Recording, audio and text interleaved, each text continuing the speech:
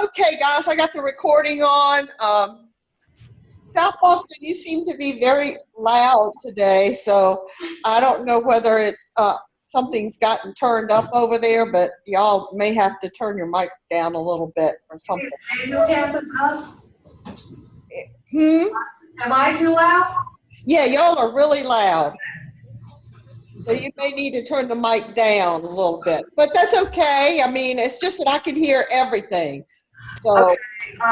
Can you guide me through how to do it?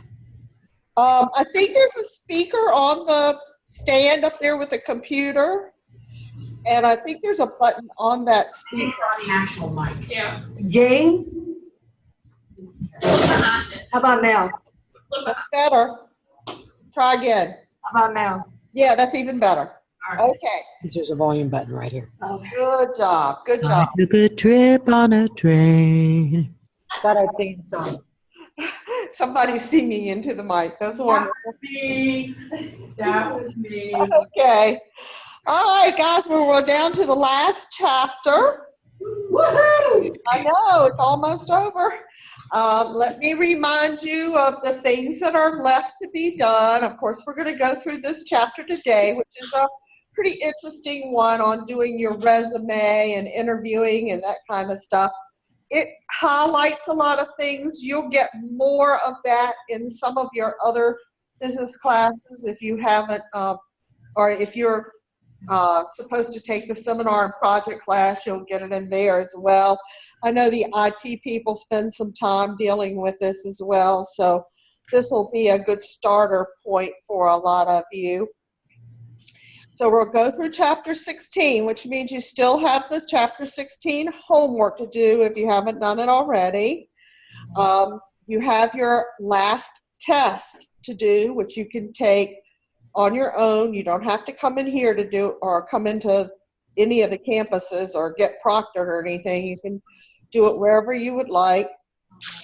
And of course you have your proposals and your presentations to submit and then do your presentation. So, Ms. Henderson? yes. You said for our presentation, do you want us to email you and set up a time for it? Well, at this point, if you are not doing it today, I'm assuming that you're going to do it Thursday. Yes, I'm gonna do it on Thursday. Okay. If you have a preferred time Thursday, you can email me and let me know. But otherwise, we're just gonna, whoever shows up Thursday, we'll take them as you come. So that's up to you all. But if you want a set time where you're not sitting in here waiting for your turn, go ahead and let me know what time you'd like to do it. Okay? Also, really quick, I submitted the business proposal and the PowerPoint in the same window in week 8. Is that correct? Yes, you just do 2 attachments, one for the proposal and one for the Just wanted to make sure I did. PowerPoint. Yep, that's right. That's right. So don't forget, those 2 things go in there. If you're in the online class and you are videoing your presentation, you would submit that as well. So you would have 3 things in there. Okay. I have some online people coming to me personally and others videoing. Now, let me just remind you, all of that has to be done by Friday at midnight because class is actually in on Friday, not Sunday. So that test and the homework and all that you need to go on and knock out. Don't be waiting for the weekend for it. Okay. Okay. Do I have anybody that's planning on doing their presentation today? I was guessing not. I'm able to do it, but I haven't done a run through. Oh, well, let's wait till Thursday then. We're just going to make Thursday an entire day for presentations. I had one from one of my online students, and it was just superb. So I'm expecting nothing but good stuff from all of y'all. So I'm sure it will be wonderful. We'll just wait till Thursday, and all we will do Thursday then will be presentations. I'll try to get here around 12 o'clock Thursday, which is a couple hours before class, to give anybody who wants to come on in a chance to do it. And I can stay until the end of class as well. or a tiny bit later if necessary, if we run out of time. But this afternoon when I had a student do his, it was less than 10 minutes, but it covered everything it was supposed to, no problems. So I haven't read his actual report yet, but his presentation piece of it was great. So don't worry about any kind of time. Don't stretch it out just to make it longer or anything like that. Okay. Any questions about anything that's due? If not, we're going to jump on into our chapter and take a look at how to market yourself for a job. Speaking of which, I have gotten one request. I think it's a Mecklenburg Electric. I'll check before it's over with. Looking particularly for Southside graduates for a job. So let me check that out for you before I leave today, because anytime we hear of any job openings, we want to pass them on to y'all so you can have a chance. I can't remember if it's Mecklenburg or Southside, so give me a chance to go back and look at my email and I'll. You email us with it? Let me see. Hold on. I'm supposed to get that On Blackboard. on my phone. Hold on. It's a good possibility it's a lineman job. Oh, okay. Quite a few people from Mecklenburg. What am I asking for?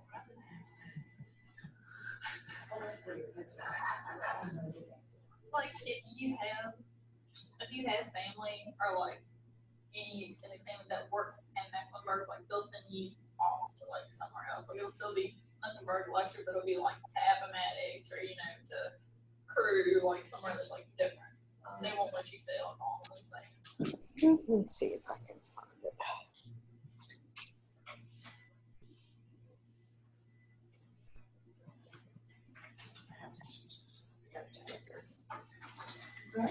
I need to excuse myself. I need to remind you all to sign up for fall classes. Done. Let's see what else I see on here. If I can find the.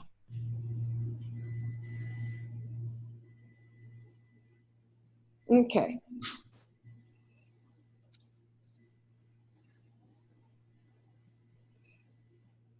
Mecklenburg.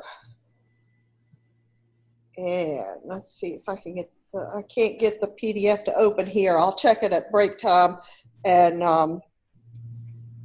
open it up on the computer. I don't want to mess up our recording right now, but I'll get to it for you. Okay. All righty, so let's get to our opening video from our author here.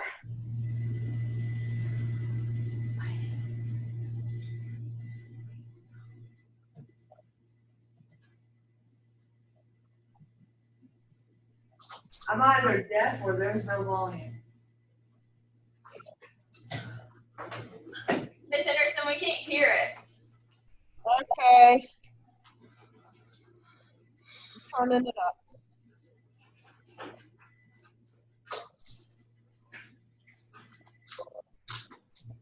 That better?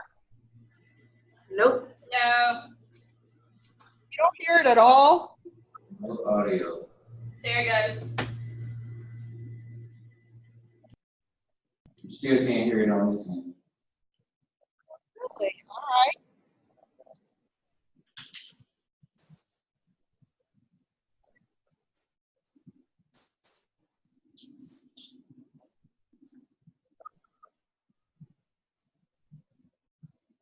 Still can't hear it.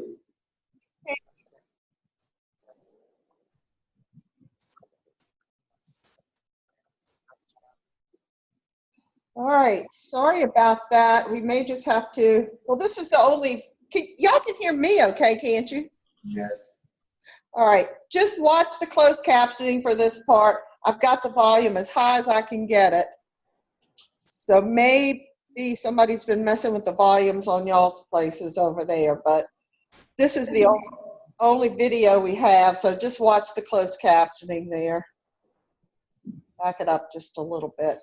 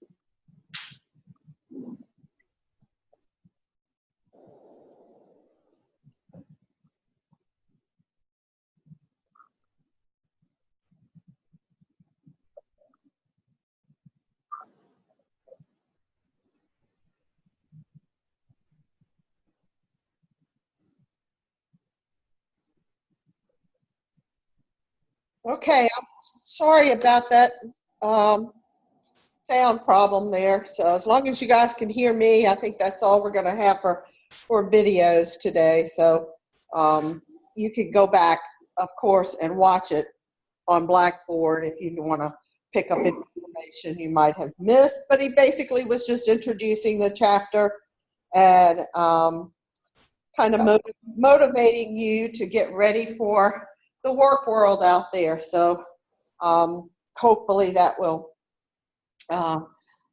you didn't miss too much there to get us going. So let me get the PowerPoints up now. This is where we have a problem of not seeing them. So let's go with that.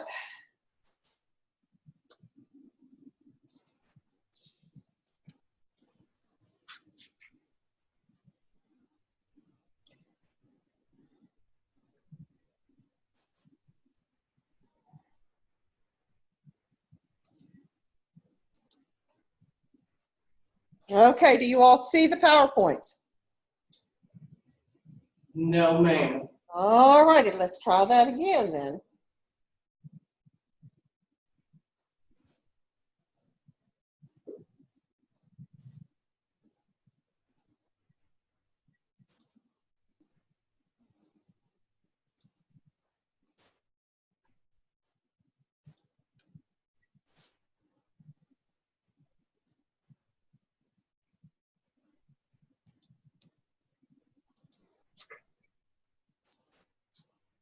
Got it now? Yes. All right. We've actually got the one with the notes on it, but that's okay too. Let me see.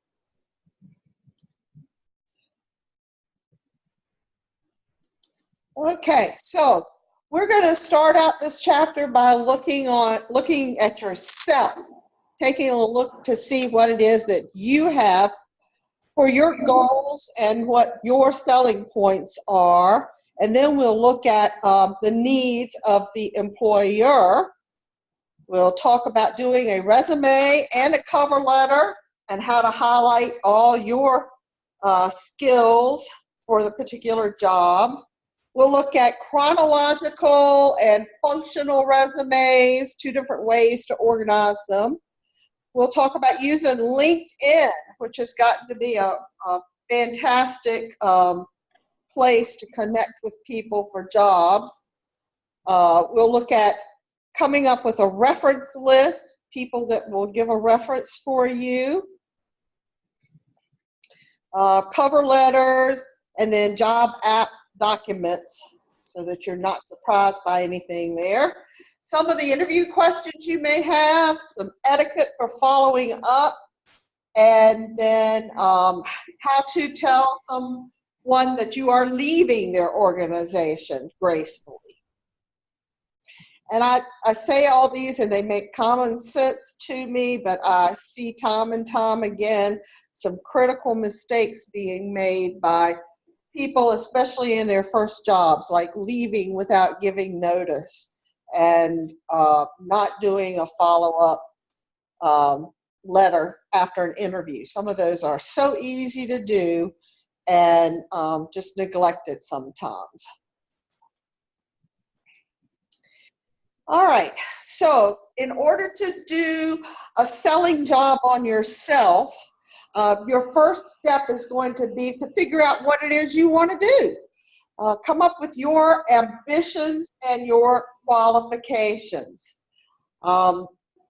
Many people have a hard time deciding what it is they would like to do in their careers. So it helps to first establish what your goals are. That will help you frame your resume and your cover letter. Let your potential employers know what it is that you're hoping to do. And then it also helps you evaluate how well you have accomplished whatever it takes to do those types of things. Your abilities are your skills and knowledge. Your attributes are your personal traits or characteristics. Now, both of them are important. Your potential employers are going to want to know that you have certain skills and knowledge in order to do the job, but they are also going to try to look at your personal traits and characteristics to see if it's a match with their company. So you may have known some people in your life who were very smart about the job that they're doing, but just could not communicate or get along with other people. Employers are going to be looking for both abilities and attributes. So you're going to start off by doing sort of a self-inventory, what your goals are, what your strongest skills are professionally, your abilities, and then your professional attributes, that's your characteristics, and then where you might need to improve. This is a sample. Now, of course, this is nothing that you're actually going to send anyone. This is just an attempt to actually get your thoughts together before you begin the process of searching for a job. So this person, Mr. Zogby, I guess it is, wants a leadership type job with the financial services sector of credit unions.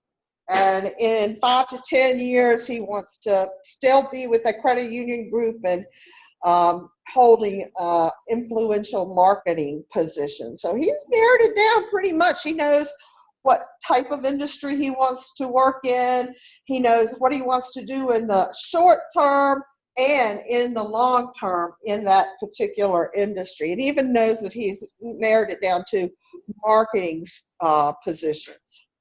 Now, his identified his strongest abilities are being able to have good relationships with clients and vendors, to bring new members into a credit union, and to organize them in participating in workshops and community events.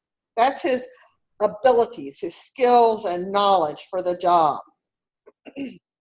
His attributes or his personal characteristics,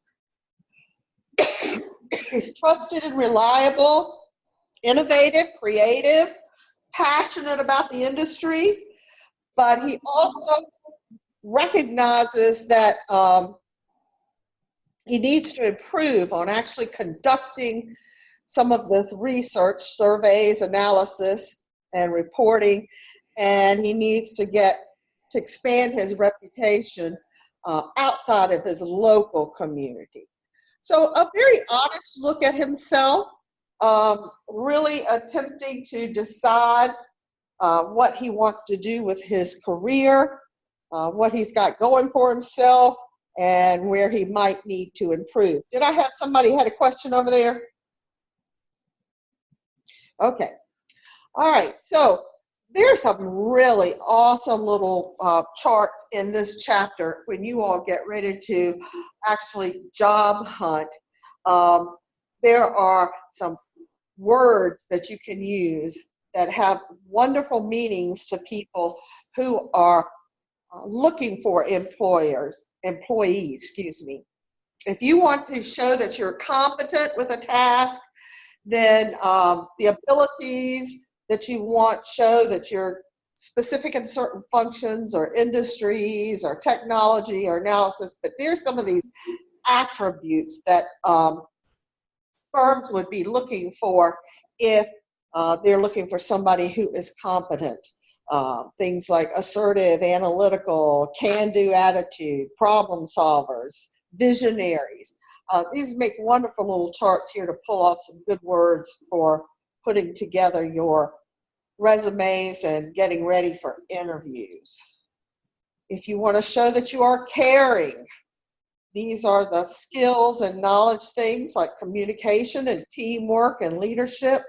Some of the attributes would be customer-oriented, loyal, sensitive, supportive, team-oriented. Those are nice adjectives that describe someone who has a caring attitude. With your values, you show your abilities. You can show that you are familiar with corporate culture, you're dedicated to the success of the company, you understand business ethics, and again, here are some adjectives that would kind of imply that you have high values and high character, like honest and open-minded and reliable and trustworthy.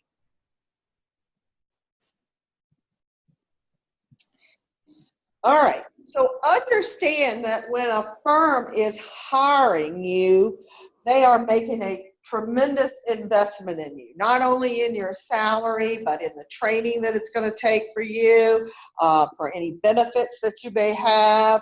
All kinds of things get invested in you besides just money. Okay? Now, notice that second sentence. They will make this investment only when you demonstrate that you meet their needs. Okay, so the employer, the firm that's doing the hiring, is concerned about you meeting their needs. Okay, so you need to determine how you fit the needs that they have. Okay, look at through a thorough job search and analyze positions that are compatible with your abilities and attributes.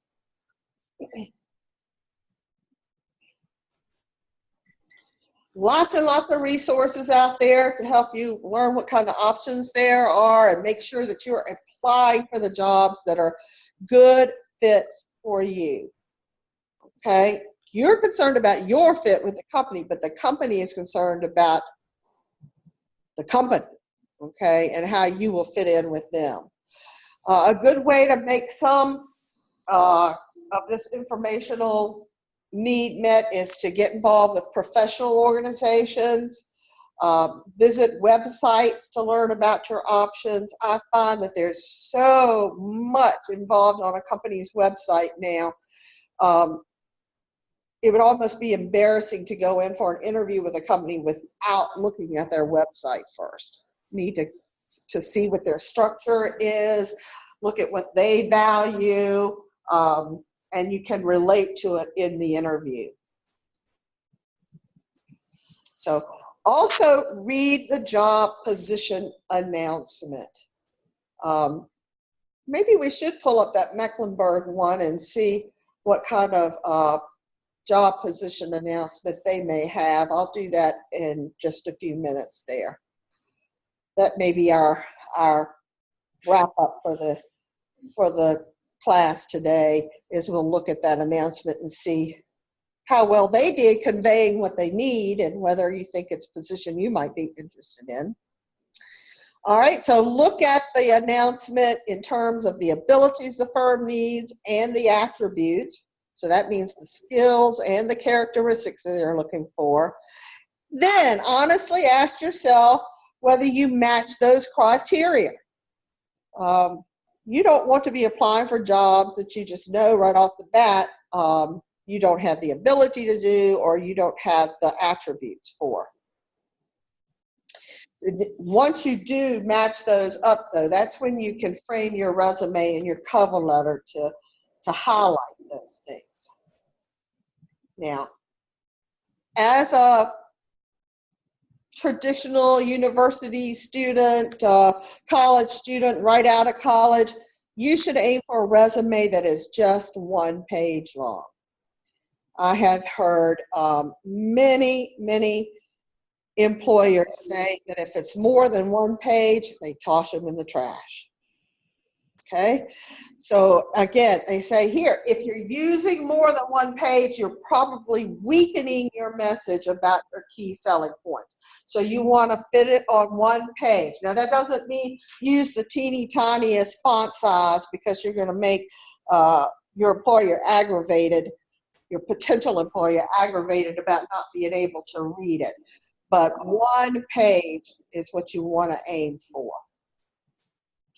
The resume should have a name block, followed by a summary or some objective. Like that guy had an objective. He wanted to be in a leadership position in a marketing role at a credit union or whatever. That is optional. You don't always have to have that.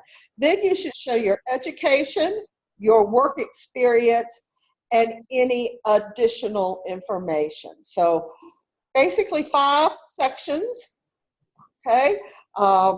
And use listing formats and so on. Use action verbs.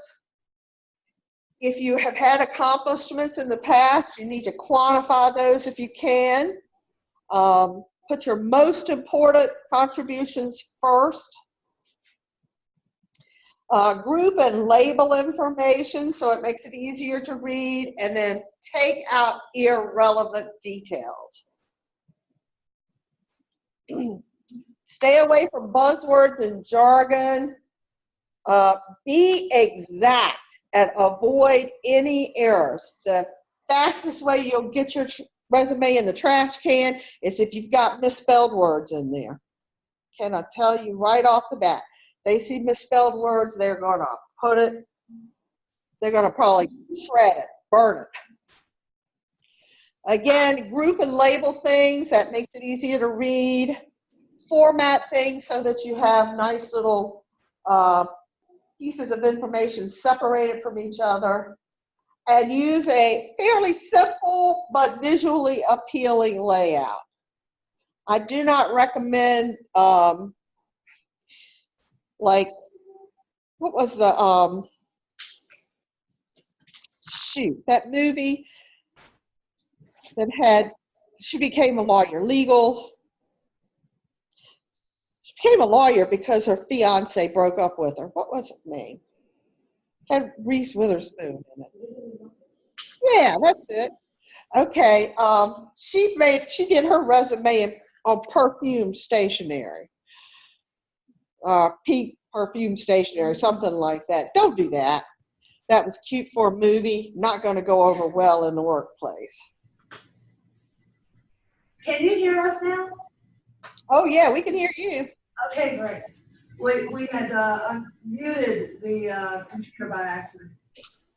Oh, no wonder you couldn't hear the video. Okay. All right, don't exaggerate. We're not telling you to lie or anything like that, but do use make a really good choice on those verbs that will show up your key abilities and jump off the page there. And avoid the ones that undersell your abilities. And we've got a few examples of bad and good action words to use. Less effective. Responsible for marketing efforts for younger members. Sounds like a good sentence, but it doesn't really tell them a whole lot. More effective. Developed and ran marketing campaigns targeting young professionals and university students that resulted in approximately 55 new members in the past year. See how they've also quantified those accomplishments. Answered phones. Okay, well, yeah, that's probably what you did, but more effective would be greeted clients and scheduled appointments in person and by phone. Okay, you see how you can change the wording and it sounds much more powerful, much more responsibility oriented, kept track of tanning products. Okay? Took inventory of all items sold in the store. Sounds much, much better. Gives you a sense of accomplishment.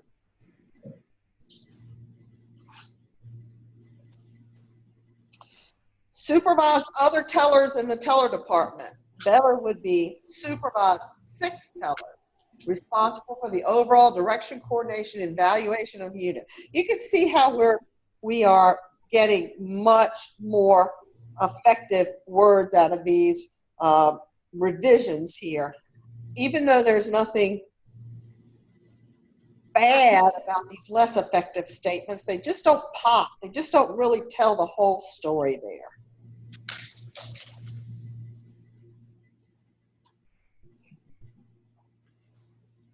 Okay, there's another one there. Greeted clients and scheduled appointments, assisted with purchasing of medical supplies, managed financial bookkeeping using QuickBooks.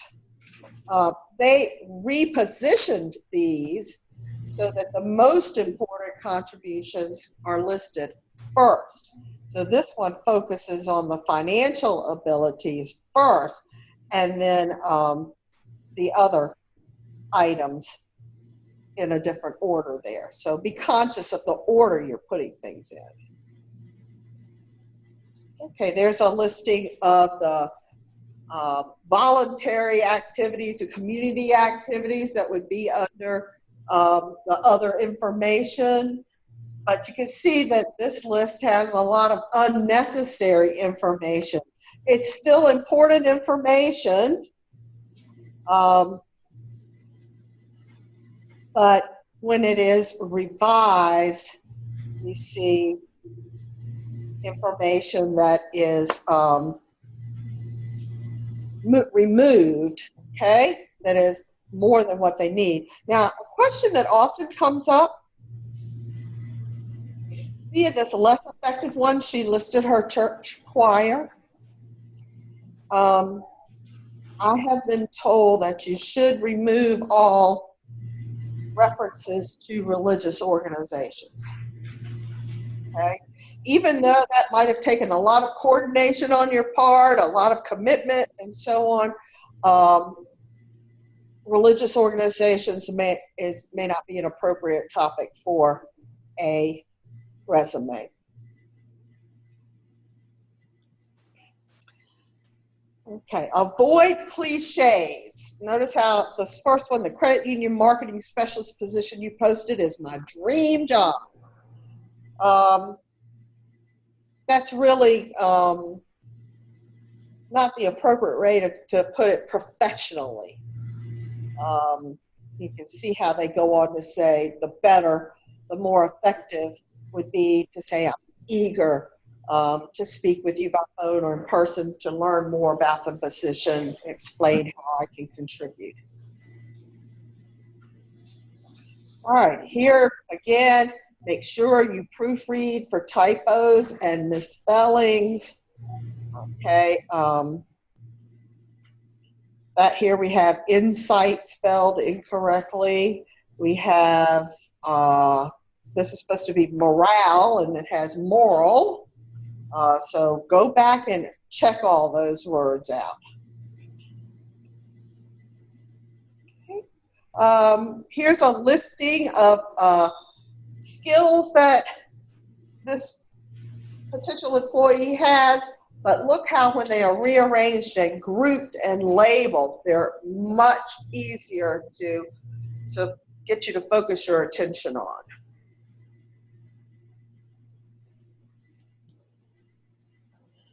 Also with the coursework, with all these numbers and letters, of course they do not translate to the same classes across the region even. You really want to be grouping them into areas with the gist of the program rather than putting them listed course by course.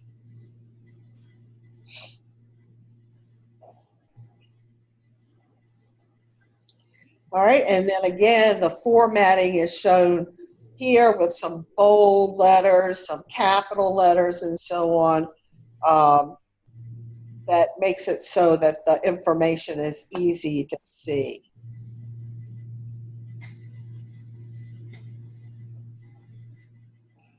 Okay.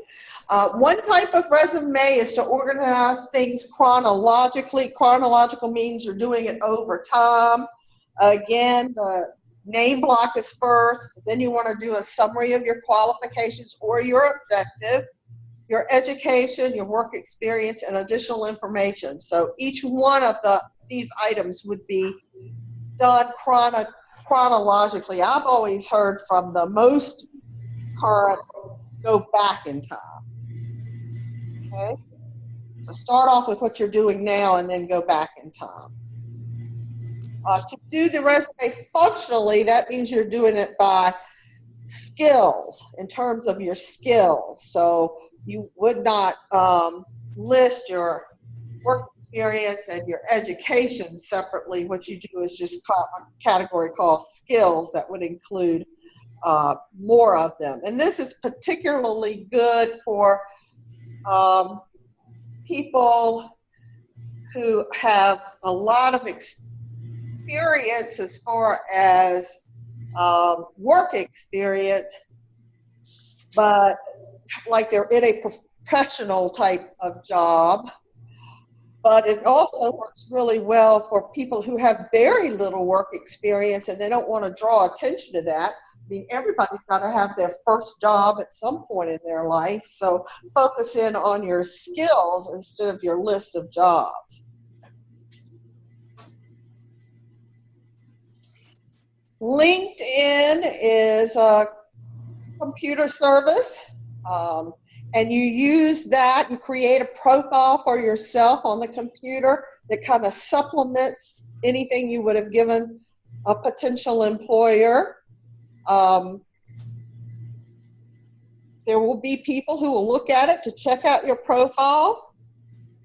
It's sort of a blown up version of your resume, more and more details. So if you're not on LinkedIn, you really should go and put yourself a profile there. There are plenty of potential employers who just search through using some keywords to find employees for their companies. On LinkedIn, you will put a photo. You can create a URL that's dedicated just to you. You can complete the summary space. You can use multimedia, like you can put videos on there about yourself. Just be careful to choose your sections wisely. You can manage recommendations and endorsements on LinkedIn. You can have a network of connections over time. Maintain a giver mentality. In other words, you're providing information for people. And stay active on LinkedIn. I'm guilty of this. Was gung-ho with LinkedIn when I first started, but as I've moved through my career, I've gotten to a point where I have not kept it up as actively as I probably should, because I am pretty well satisfied in the job that I'm in, but probably not a good idea. People who will provide references for you should be developed along in your life. Contact anybody you're getting a reference from ahead of time. Thank you for them. And make sure you keep up with your reference list, addresses, phone numbers, and so on. You all have already done one assignment where you are requesting a reference from someone for a job, so you've got a little touch of that already. But think about your real life situation. Who would you ask for a reference from? Do you do references? Excuse me? Do you do references? Absolutely, I do them. Absolutely. That's something that I discovered early on in my career that was required of me that I didn't realize I was going to be doing as much of. But yeah, I do recommendations all the time. So just have to let me know and remind me who you are. That's the main thing. I have so many students, I sometimes cross up names and classes and so on. Okay, your cover letter goes along with your job application and your resume. It often forms the first impression. You need to let the people know what position you're applying for. Be focused and concise. We're not talking about writing a book up front. Be enthusiastic and confident.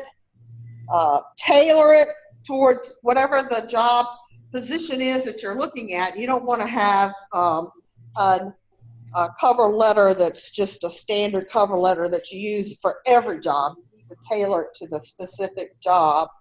And sometimes there are unsolicited letters. They don't even require a cover letter, but it's best to go ahead and give one. Most of the time, any position that you're applying for is something that's being solicited by a company. So you write a solicited cover letter since it's an advertised or an open position that the company is letting you know about. However, you might want to apply for a job with a company that really doesn't even have an open position. And in that case, you will do an unsolicited cover letter since they have not requested job applications. So if you have your heart set on working for a particular company, they may not be advertising right now, but you can still send in an unsolicited cover letter and a resume to those companies. Your job application must be perfect. You see that? Perfect. Okay? Again, it's like those misspelled words and things such as that. They get trashed if anything can be found that is not correct. Make sure every element is actually portraying your abilities and attributes. Dress for the interview. Pay attention to etiquette.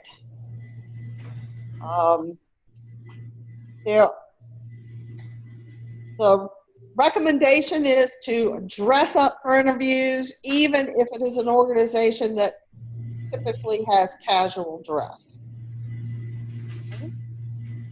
Respond effectively to interview questions. If it's a web conference interview, you want to make sure you know how to deal with the technology, and then you need to follow up after the interview. Don't just leave it hanging. So kind of get a sense of what the dress standards are at a company, but as I said, generally you should dress up even when they have a fairly casual environment.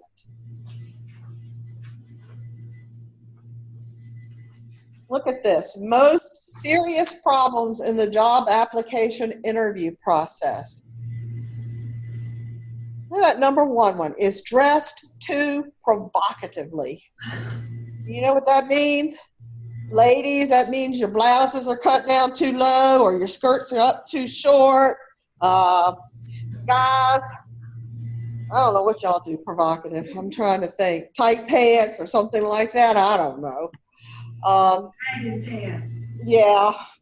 The second one is has typos or grammatical errors in the cover letter or resume. Wow. Be late for the interview? Holy cow, don't be late for any kind of interview.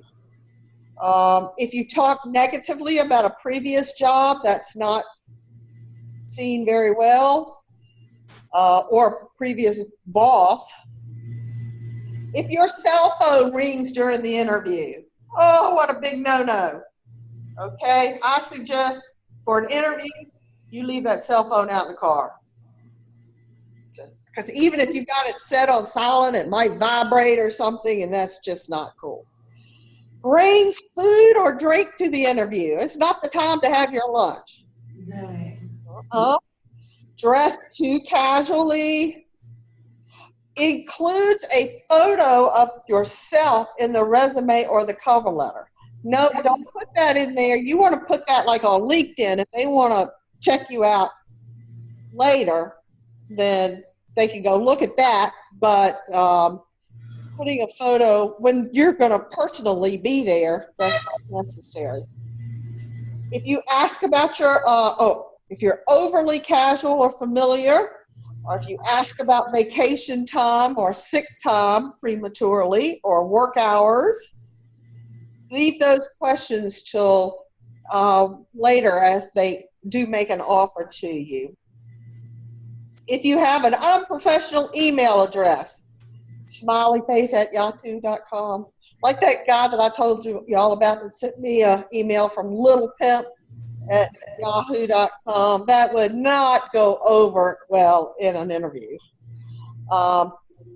They want you to send a thank you note after that interview, okay? That could be an email these days as well.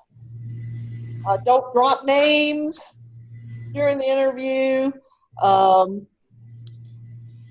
Arrives more than 10 minutes early for the interview. Now that's interesting. I'm one of these people, I always get to places early. Yeah, me too. So apparently too early can be seen negatively as well. Okay. Now you can see the way that they have coded this. The stuff in the red is a major deal breaker, whereas the pink is somewhat of a problem. But I think it's very, very interesting. But when I think back on interviews that I have participated in, not from me looking for a job, but for my company interviewing people, that's not too far off the mark.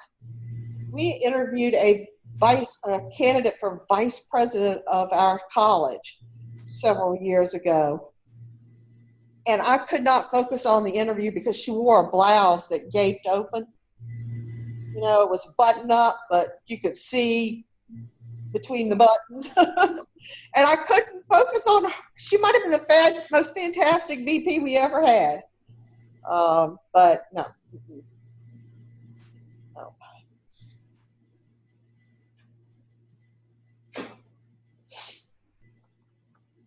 Okay. Got to use all your skills when you're interviewing. You need to be strategic, you need to be confident, but you need to be concise. You need to be perceptive. They want to hear your success stories, and they don't want you to criticize any of your former organizations or supervisors or colleagues. They do want you to ask questions. Okay, so get ready, be prepared for some questions to ask, and they're not talking about what's the pay. They would be more interested in you asking things like, what's the potential for advancement in your company or something of that sort.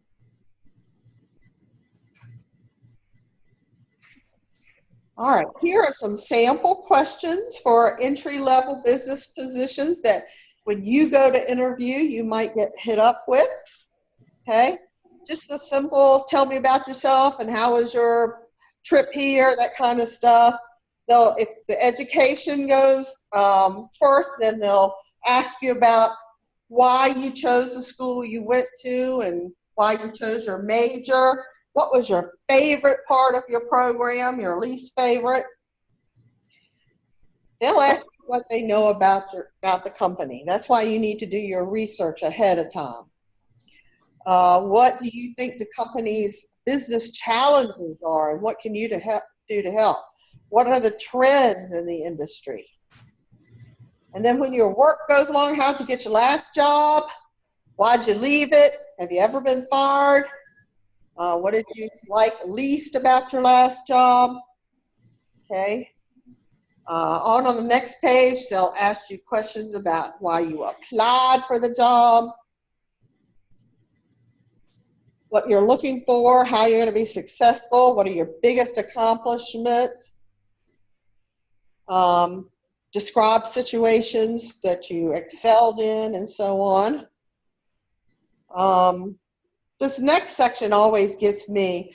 I could talk about my strengths all day long, But many, many times in interviews, I've been asked, what are your weaknesses?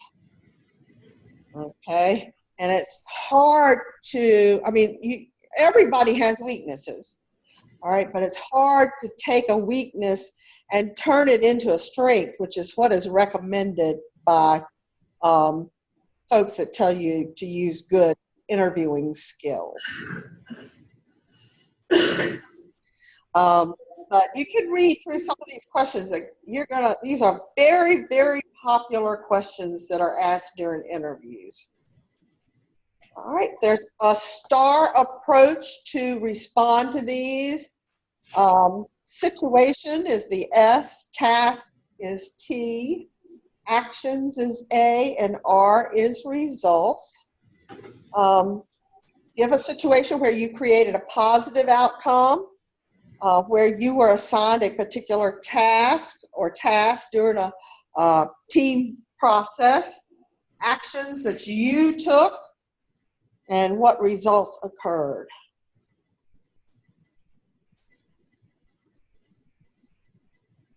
Here's some examples of that, using that STAR approach. So one question, how well do you work with deadlines? Now, when you ask questions, you do need to come prepared with some. If you don't, you seem to be either inexperienced or uninterested. Don't ask about the salary, the compensation, your benefits, and so on the first interview. You want that to be in follow-up interviews or once they make a offer to you. Web conference interviews are becoming more and more popular. You want to make sure you're okay with the trial runs. You still want to look professional. If you're filming in your room or your office, you need to tidy it up a little bit. Look directly at the camera. You can still use nonverbal information as well as verbal. Strategically take notes. Avoid distractions. You don't want to be giving a web conference interview and have your 6-month-old baby screaming in the background. That, is definitely going to keep you off beat there. And then do send a thank you note. Within a few hours to one day, you need to send that, and you want to express goodwill and confirm your interest in the position. There's a sample, short and sweet, just an email. Thank you for the opportunity to interview today. I enjoyed speaking with you this afternoon about the credit union marketing specialist position. I also enjoyed meeting so many team members at the whatever network. Please let me know if I can provide additional information. I look forward to speaking with you again.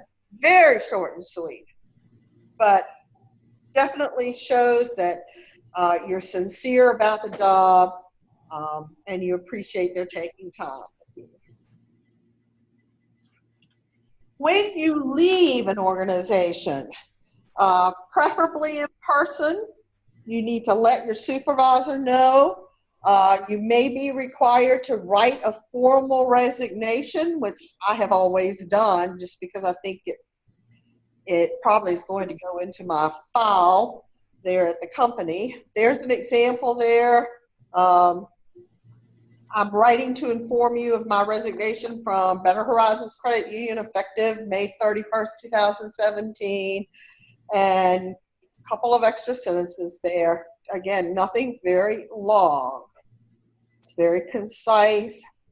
Got the date in there. It's got some expressions of goodwill and gratitude.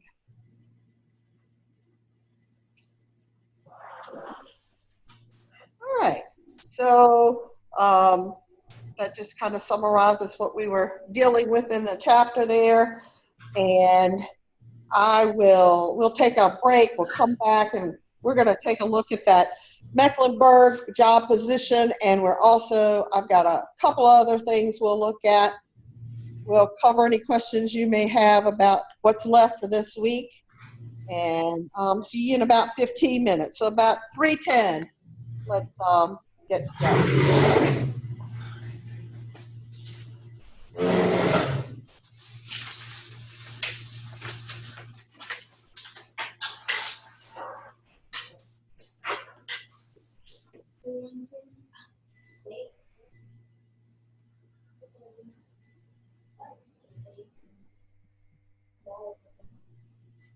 Okay, I'm back, guys. Let's look at this job posting, see if anybody's got any interest there. Tried to make it as big as I could. Little bit of information in the beginning about Mecklenburg Electric Cooperative. They are seeking a motivated individual to fill the position of member support representative. I don't know what that means. Anybody know what that means? Member support representative in our member and energy department servicing our Chase City district. Customer service. Members are the people who are part of the co-op. All right, okay, that's right, because Mecklenburg is a cooperative, which means it's owned by its customers. All right, it's a fast-paced position requiring multitasking skills while providing excellent customer service to cooperative members both in person and over the phone with reliable information.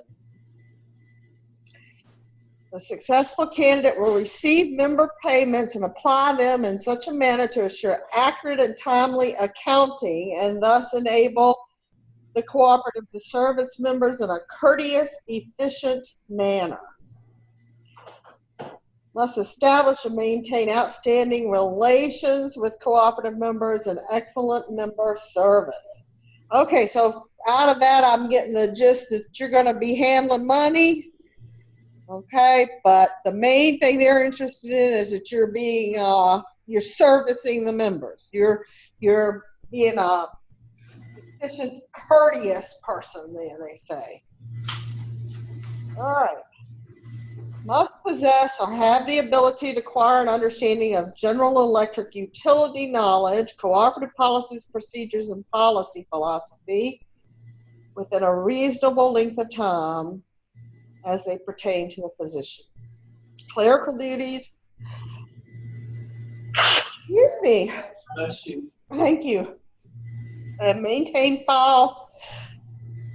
Excuse me again. I don't know where those are coming from. Oh, all right. You're allergic to job postings. Yeah, that's it. All right. So there's some clerical stuff here. File maintenance. So any of you that have any kind of administrative support type skills would have the abilities for that. And then we get into some accounting here. Through detailed level of work and ability to see through many different unrelated processes and methods. Decisions regarding what needs to be done, including the assessment of unusual circumstances, variations in approach to incomplete or conflicting data. In other words, there's some decision-making skills there as well. Looks like to me they want you to be able to decide when something needs to be done versus running to the boss all the time. Capable of researching inquiries, requests, and responding within the business day. Learn the service territory as a whole. Computer systems, utility practices, routine operations. Able to work in an emergency condition. Wide range of projects and routine tasks simultaneously. Okay. Respect, professional manner. Pass pre-employment and random drug alcohol screenings. Ethic and safety record. Mecklenburg Electric will provide training along with competitive pay and benefits. How much you think a job like that ought to pay? It says they need a high school diploma or GED, an associate degree in business administration or related field is preferred.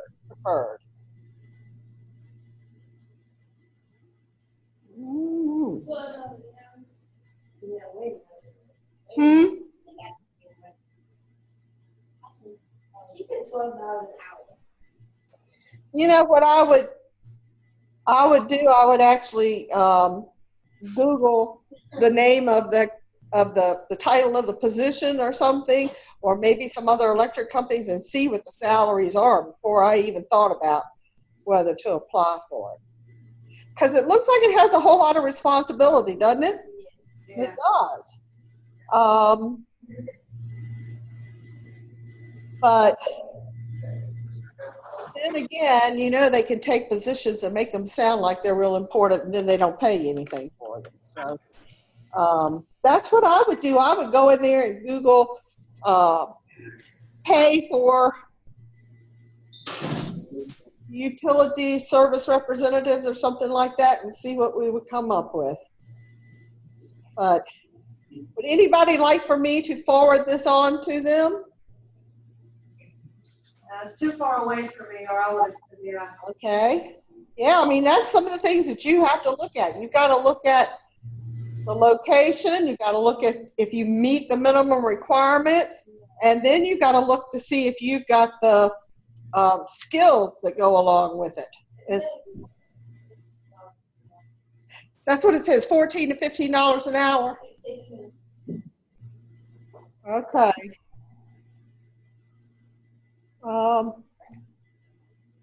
Anyway, if anybody should be interested in this, let me know. But that's a lot more information than you get in a newspaper ad on a position sometimes. So, but it does sound like they're looking for an independent kind of person that can do a variety of things. But looks like that contact with the public is really, really important. All right, I have one more thing I'm going to show you. Let me get rid of this one. And I'm going to show you how to beef up your resume. Yep. Go girls.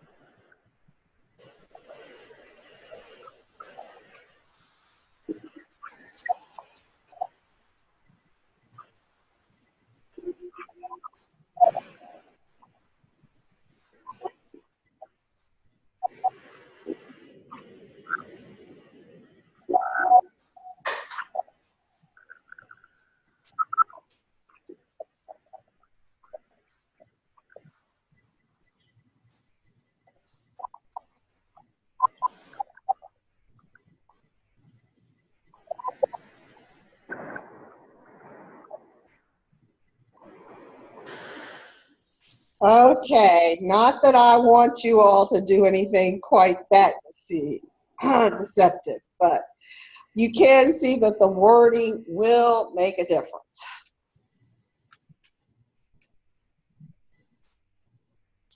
Okay, let me get back to me. And you guys tell me what kind of questions are beating your brains right now, anything I can help you with to finish up this semester. So when we take the test, we just take it like. Anytime. Yeah. I mean, you could walk out right now and go take it if you wanted to. But you don't have to be here, but if you want to use a reliable computer, you might want to do it here. That's fine. Just got to be done by Friday. Okay? Same as always, you can use your books and notes and things such as that, but you can't go off into other websites.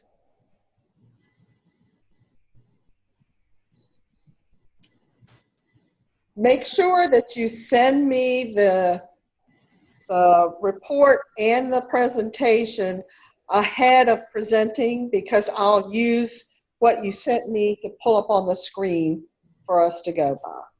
Okay? So just go to that assignment and drop those files in there just like you would any others, okay? Other questions? Well, I'm looking forward to the one-on-ones with y'all. I'm sure they're going to be outstanding. And I will see you Thursday. Like I said, that all we're going to be doing is the presentations, and I'll be here starting around 12 if you want to get a head start on them. If not, of course, we've got our class period to work them on, and I've already got one for 3 o'clock that somebody has requested. So anybody else have a time or anything they need to request?